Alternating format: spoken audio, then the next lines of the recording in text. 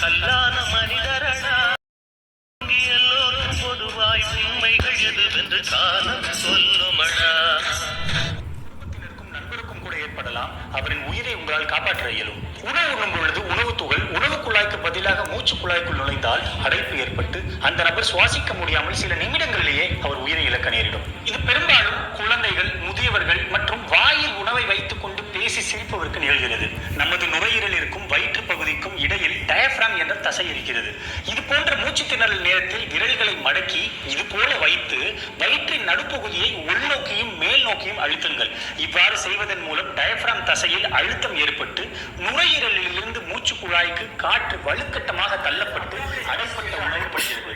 கர்ப்பிணி பெண்களுக்கோ அல்லது அதிக தொப்பை உள்ளவருக்கோ இது நடந்தால் அவரின் கீழ் நெஞ்சு பகுதியில் கை வைத்து அழுத்த வேண்டும். ஒவ்வொரு ஆண்டும் ஆயிரக்கணக்கானவர்கள் இதனால் நொடிப்பொழுதில் மரணிக்கின்றனர். எனவே இந்த முறையை நாம் ஒவ்வொருவரும் அறிந்து கொள்வது மிகவும் அவசியம். நன்றி.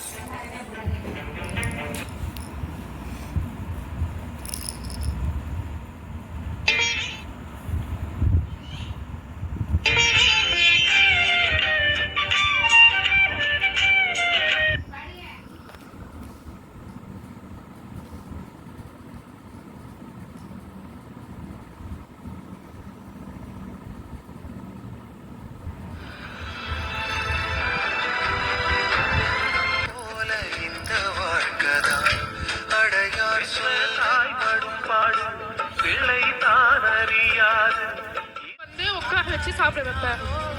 ஆனா இப்ப அந்த மாதிரி பண்றதே கிடையாது. எப்பயாவது நானா கேட்டா ஊட்டுவேன், இல்லைன்னா ஊட்டவே மாட்டேன். கண்ணே கண்ணான கண்ணே என் மீது சாயவா. அப்பா எதை செய்யற போதெல்லாம் உங்களுக்கு தோணும் அப்பா எனக்காகத்தான் இருக்காங்க. அப்பானா அப்பாவா தான் நான் எங்க அப்பாவை பாக்குறேன். இத்தனை வருஷமே அப்படிதான் இருந்திருக்காங்க.